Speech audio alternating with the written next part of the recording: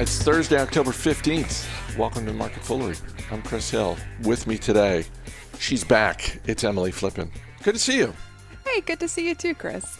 We have got yet another stay-at-home stock that's hitting a new high. We have some news in the fitness industry that we will get to, but we are going to start with a rough day for one particular group of shareholders. Shares of Fastly down 25% at the moment. The Edge Cloud platform cut revenue guidance for the current quarter because of a reduction in business from its largest customer, which is TikTok. Now, they didn't say that in the announcement, but Fastly has previously said that TikTok is their biggest customer. When you look at this business and you look at the stock falling, and the stock's had a great run, but when you look at it falling 25%, do you think that's an overreaction, or do you think, for an unprofitable business cutting revenue from its largest customer, this seems about right? I think it's a natural reaction. When you have a stock like Fastly, which, as you mentioned, has been a high flyer for this entire year, and you have negative news coming out, decreasing revenue guidance, 3.5% on the low end, up to 8% on the high end. So a pretty substantial decrease in expectations for the next quarter. It's natural to see a really volatile reaction. We saw that yesterday with the stock falling 25-30% after hours. What is worth mentioning, though, is that it brings the stock back to the price it was maybe around a month ago. And that's not to say that you should ignore this news. It's just to say that the context for Fastly leading up to this announcement was that there was a really, really high expectations. This is going to impact them next quarter. Management has been upfront about that. Long term, I don't think it changes the thesis if you're an investor in Fastly at all. And it's a reminder that this is the cost of doing business when you are buying shares of an unprofitable growth company. I mean, this, for everyone who likes to look at the PE ratio, if you're not profitable, you're looking at that revenue number, and this is what happens. This is why there are some people who say, no, I'm not interested. Get back to me when you're actually profitable. Do you think it's a buying opportunity? It's hard to say whether or not it's a buying opportunity because we don't know the full impact. I think if you are interested in Fastly's business, the stock is clearly more attractive today than it was yesterday or the day before. So I'm not sure. I'm not a personal investor in Fastly because of the fact that it's a revenue model that's based off of usage. And when you're trying to predict usage from large customers like TikTok, it's naturally going to be really volatile here. So when I look at the company, the thing that stands out to me most in this report is the fact that usage was so down for TikTok, its largest customer. And for context, TikTok is around a 12%, I think is the estimated number for Fastly's revenue that is resulted from TikTok. And the reason why I'm surprised that usage is down is because, as we saw earlier this year when FaceApp was subject to these privacy concerns, it's a Russian-owned company that has an app, plays around with your face a bit, we saw downloads for FaceApp skyrocket. Just because it was in the news and people were becoming aware of it as a program. I had half a mind to believe the same thing would happen for TikTok as it came into the news, but people willing and interested in downloading the app would increase. But it does just go to show how many people have been impacted by the privacy concerns as TikTok, that TikTok is not using Fastly's business as much as they were in prior quarters.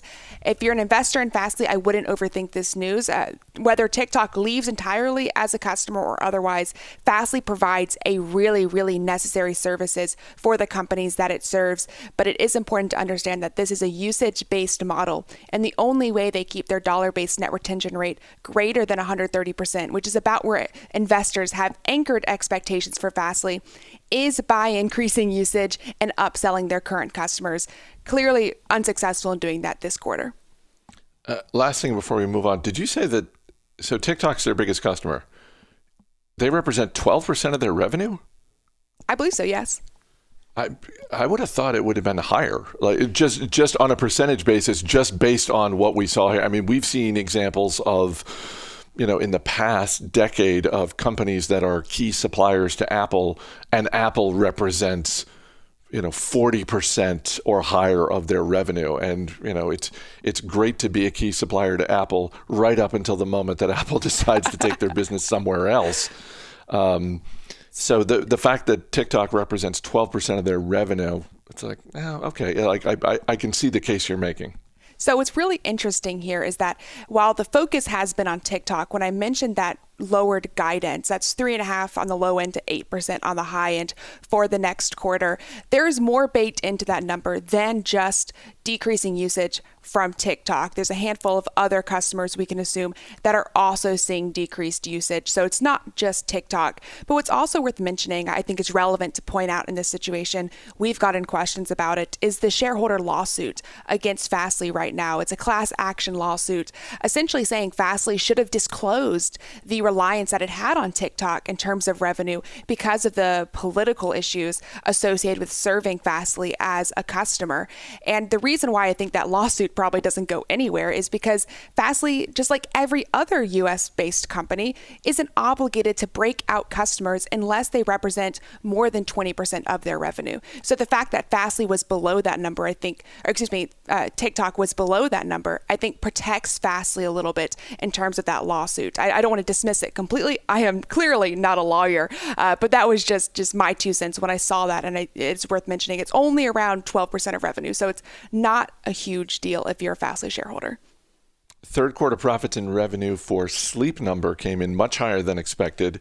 Shares of the mattress retailer up 10%, hitting a new all-time high. Sleep Number, if you're of a certain age, you remember this is the company that used to be called Select Comfort, changed their name, for obvious reasons. I get this.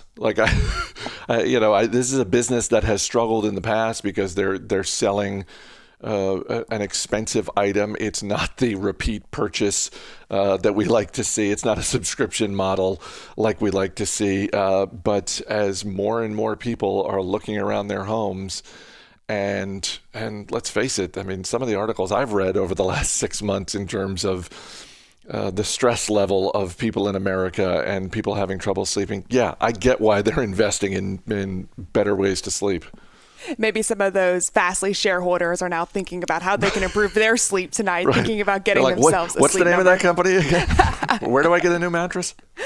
There's very clear tailwinds this quarter for Sleep Number as a result of the pandemic, and management specifically called it out in their call. They said, and people are investing in their homes. We've seen them spend money on things that they perceive to be important for their home life over this year, and your mattress, believe it or not, is actually one of those things. But I don't want to downplay just what a turnaround story this has been for Sleep Number. They've been investing in their product line far before the pandemic. They released what's known as the first smart bed, their Sleep Number 360 bed, and that's supposed to automatically adjust specific associations of your mattress depending on your specific sleep needs. So it's part of the digitization that we've seen of people's homes. Sleep Number plays really, really well into that. But what's really interesting to me about this quarter is not just the digitization, not smart beds or the pandemic.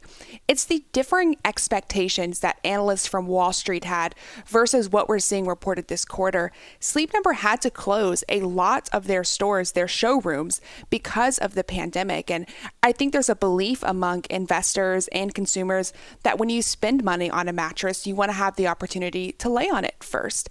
And we've seen companies, Casper and Purple being good examples, disprove that concept by selling a lot of mattresses digitally with this 30-day back return policy.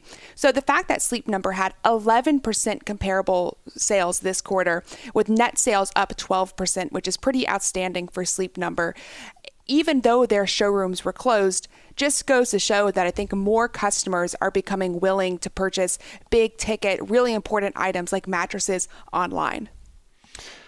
And when you look at the technology that they're using, I'm saying within the beds, within the mattresses, there is a differentiation there. They are selling a premium product, but it is different from what you're getting from Casper, Purple, any of the direct consumer businesses we've seen pop up over the last 5 years or so, or any of sort of the traditional mattress retailers as well.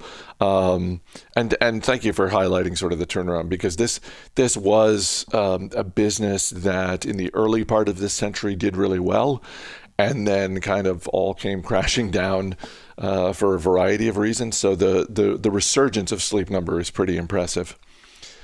We've got a couple of different things going on in the fitness industry. On the downside, two more fitness chains, small chains, but chains nonetheless, declaring bankruptcy. One is YogaWorks.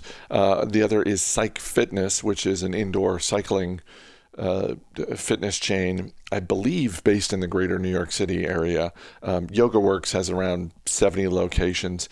At the other end of the spectrum, Peloton, which isn't quite at an all-time high, but is within shouting distance of an all-time high, got a couple of upgrades on Wall Street. Bank of America increasing its price target on Peloton to $150 a share. Right now it's around $133, $134. I have a few thoughts on this, but when you see this pair of news items, what goes through your mind as an analyst? I'm interested to hear your thoughts, but what goes through my mind is this story totally depends on how you paint it. I think it's easy to look at these numbers and look at these bankruptcies and say at-home fitness is going to permanently kill gyms, or paint it as, look, COVID has put a lot of small businesses under pressure, and the fact that gyms have been closed, sure, while it's been a tailwind for Peloton and at-home fitness companies, at the same time, it doesn't completely destroy the value proposition of going out to the gym.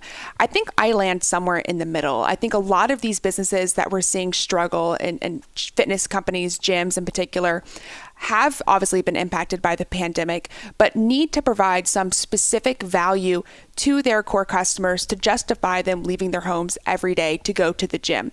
I don't think every gym is going to be replaced by Peloton, at-home fitness companies. I think, well, obviously trendy, obviously desired by a very large subset of the population, aren't going to kill gyms entirely. I think companies, Planet Fitness comes to mind, provides a very clear value proposition to the customers that go there. They're convenient. They have locations all across the United States, but more importantly, they're affordable and they offer variety. Those are two things that Peloton and at-home fitness companies have struggled with. So do I think that Peloton and at-home fitness is going to completely destroy all the gyms? Of course not. But I think that gyms that were struggling before have been forced into bankruptcy or will be forced into future bankruptcies as a result of both the trend of COVID and at-home fitness. So my first thought was, we are seeing in the fitness industry what we are seeing in a lot of other industries, and that is the separation between, obviously from a stock perspective, but also I think from a business perspective as well.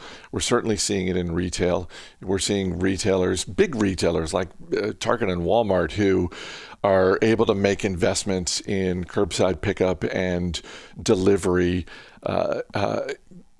probably at a much faster rate than they would have if we weren't dealing with the pandemic.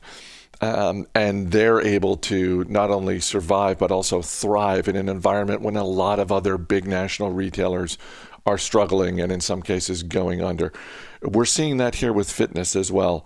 I do think, and I'm glad you mentioned Planet Fitness, that a business like Planet Fitness and others, whether they are national chains or regional chains, if they can get through the pandemic, I think we're going to see a serious uptick. There are always going to be people who want to get to a gym, partly so they can leave their house, partly because they want to be in a class, a fitness class with people. Not just, and I'm not knocking Peloton. What they're doing is amazing. It's going to be interesting to see what Lululemon does over the next 3 to 6 months with the Mirror acquisition they made and the extent to which that boosts their results. But I think Planet Fitness is in a pretty good position. If they can get through the next 6 months or so, I think we could see a pretty significant rebound for them. And by the way, that stock really isn't down all that much. Planet Fitness started the year at $75 a share. It's around 67 now, 65. I mean, it's basically down $10. So it's not, for all of the growth that we're seeing in Peloton, we're not seeing the mirror opposite with Planet Fitness in terms of the stock. Planet Fitness has a really lucrative model, and I think the reason why we haven't seen Planet Fitness in particular down as much as we have other gyms, even though Peloton has succeeded, is simply because they're not buying into this false dichotomy that is somebody who is paying for a Peloton is also never going to pay for a gym membership. And if they do pay for a gym membership, maybe they want to lift weights one day and their Peloton subscription doesn't really provide that specific level of workout. It's really affordable to have a $10 a month subscription to Planet Fitness and go there once or twice a week when you want to have a muscle workout. That's their target audience. So I think people aren't necessarily buying into the idea that Peloton is going to kill every gym, especially not Planet Fitness. What I think people are buying into in terms of how businesses like Peloton and Lululemon Mirror acquisition, how those businesses impact companies like SoulCycle or Yoga Cycle. I believe that was the name of the company that YogaWorks, excuse me. The issue with these companies are that actually I think the talent that they attract, the leaders of these classes, people who engage with their audience, they risk losing those people to at-home fitness companies. So when you have a sticky audience, a loyal audience that subscribes to a class, maybe a cycling class, because they really like their cycling instructor, and that cycling instructor makes a transition to doing classes virtually on some sort of app, whether it be Peloton, Mirror, or otherwise, that's a bigger risk to SoulCycle, in my opinion, than just the idea of having alternatives. It's the ability for these alternatives to engage with their audience in a class format that I think makes it the most scary for those particular companies. Again, doesn't really impact a company like Planet Fitness, though. And you and I were talking right before we started the show today about how today was the day we both learned that YogaWorks is actually a public company. It's a penny stock. It's obviously in very real trouble, and it's currently trading for, I think, about 4 cents a share, but technically a public company. Technically a public company. Emily Flippen, always great talking to you. Thanks for being here. Thanks for having me on. As always, people on the program may have interest in the stocks they talk about, and the Motley Fool may have formal recommendations for or against, so don't buy or sell stocks based solely on what you hear. That's going to do it for this edition of Market Foolery. The show is mixed by Dan Boyd. I'm Chris Hill. Thanks for listening. We'll see you on Monday.